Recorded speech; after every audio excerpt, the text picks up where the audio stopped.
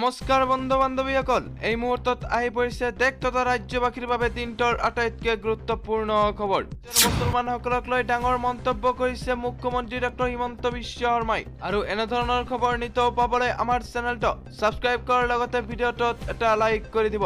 তেন্তে আহক বন্ধু বান্ধৱীসকল, আজিৰ ভিডিঅ'টো আৰম্ভ কৰক। হিন্দু এলেকাত কিয় আপত্তিজনক মাংসৰ দোকান খোলে মুছলমানে? এইদৰে এবাৰ প্ৰশ্ন উত্থাপন কৰিছে মুখ্যমন্ত্ৰী শৰ্মাই। মুছলমানে নিজৰ এলেকাত খোলক মাংসৰ দোকান। মন্দিৰৰ সন্মুখত মুছলমানে খুলিব নালাগে হিন্দুৰ আপত্তিজনক মাংসৰ দোকান। কোনো হিন্দুৱেতো মছজিদৰ সন্মুখত গাহৰিৰ দোকান খোলা নাই। দেশত শান্তি সম্প্ৰীতি বজাই ৰাখিবলৈ হিন্দু মুছলমানসকলকে আগভাগ লওক। ৰাষ্ট্ৰীয় সংবাদ মাধ্যমৰ সাক্ষাৎকাৰত মুখ্যমন্ত্ৰী ডক্টৰ হিমন্ত বিশ্ব শৰ্মাই কেইবাটাও বিস্ফোৰণ। দেশৰ মুছলমানসকলৰ বাবে বন্ধ হ'ব লাগে মাদ্ৰাছা বন্ধক লৈ মুখ্যমন্ত্ৰী ডক্টৰ হিমন্ত বিশ্ব শৰ্মাই ডাঙৰ মন্তব্য কৰিছে।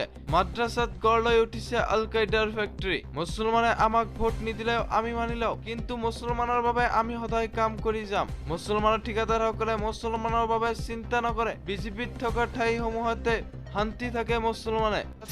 ঈদ বহু পিছত আহিছে। হনুমান জয়ন্তী ৬০০০ বছৰ আগৰে পৰা চলি আহিছে। হিন্দু থকাৰ বাবে আজি দেশ ধৰ্ম নিৰপেক্ষ। সংবিধান সভাত ৯০% মুছলমান থাকিলে সেয়া সম্ভৱ নহলহেঁতেন। মুছলমান দেশসমূহতো হিন্দু আছে, কিন্তু সেয়া ধৰ্ম নিৰপেক্ষ নহয়। হিন্দুৱে সকলো ধৰ্মকে সন্মান কৰে। এইদৰে কেইবাটাও বিস্ফোৰণ ঘটাইছে মুখ্যমন্ত্ৰী ডক্টৰ হিমন্ত বিশ্ব শৰ্মাই।